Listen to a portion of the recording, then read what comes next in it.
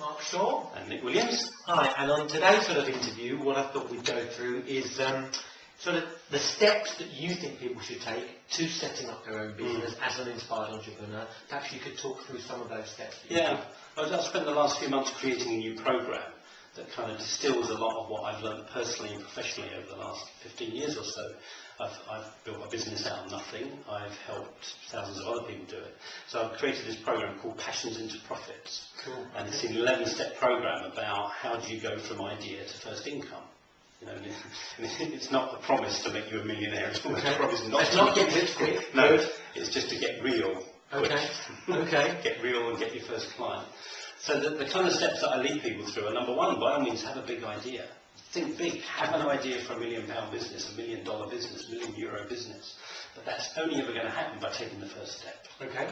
And what I talk about is, like, number one, have your big idea. Next thing is to kind of chunk it down into what could that look like as a first outing. Give an example. I work a lot in South Africa and I go there once a year. Last year I was running a workshop in Johannesburg and this woman said, my big idea is that I want to be the ultimate domestic goddess. Alright. Big black woman. She was so enthusiastic and I could see her passion for it. Okay.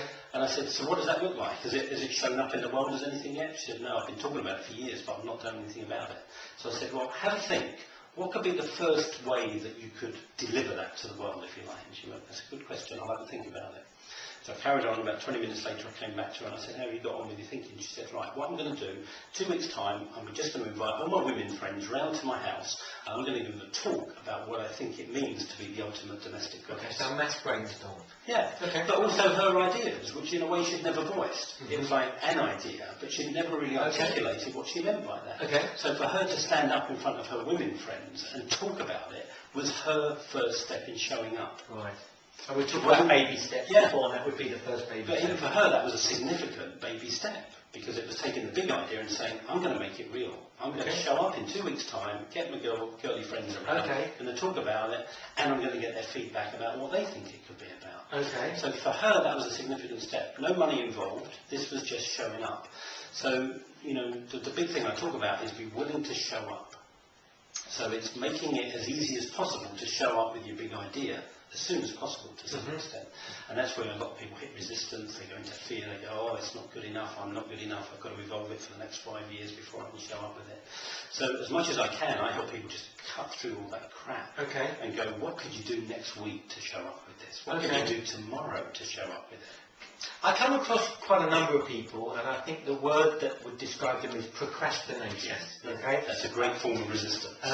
You know, they're always thinking it's not quite ready. If only if I had this and this and this.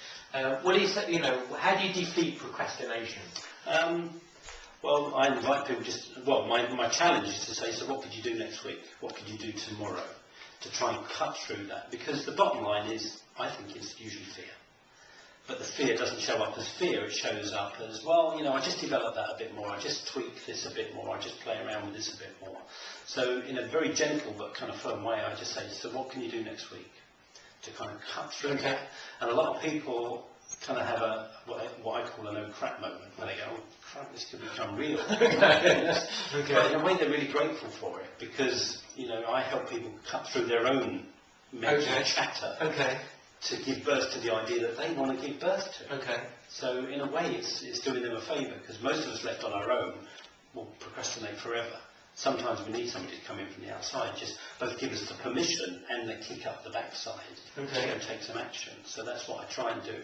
So I've done it in this programme as much as I can without standing in front of people, to give them permission and encouragement and the gentle kick up the bum to say, if you've got something great, people need it. Don't rob people of what it is that you've got. And that's one of the ways that I aim to get people motivated, is to say, it's not selfish to do something that you love. It's actually very generous, because on the whole, everybody benefits. Like you've shown up as a UK Twitter expert over the last 18 months. So many people are benefiting from what it is that you know, what you've learned. So it's not selfish for you to show up, it's really generous for you to show up. So I try and get people in that mindset of saying, when they show up, it's a really generous thing to do. So, big idea, first outing, show up with it, and then once they've shown up with it and refined it a little bit, then be willing to find the first person who's willing to pay for it. And as soon as you've done that, to me, you're in business. And for many people, if they've only ever been employed and are now self-employed and they've got their first income, even if they're working full-time and they're just doing this evenings and weekends, in fact, they've crossed the threshold. Once they've got that first bit of money in their hand, For even sure. if it's £5 for selling a bit of jewellery or £20 for, taking, I don't know, doing a singing lesson or something. As soon as they've got that money, they are in business. They are an inspired entrepreneur. They've crossed that threshold from being an employee to being an entrepreneur. And for most people, that's really exciting. It's like once they've crossed that threshold, there's no going back. It's like they just want more of it. So my program just takes them from idea to first income. That's the idea behind it. Brilliant. Thanks for sharing that. We're going to be doing a load more of these videos. If you have any questions that you want to chuck at us, you can Twitter us or come through to our websites or whatever. And on the next show, we're going to talk about, why don't they teach this at schools? If it's so important, and we're now talking about it, why aren't our kids learning how to be an inspired entrepreneur? And we'll talk about that in one of our next videos. Great. Thanks, Nick, and thanks for watching. Thanks. Cheers.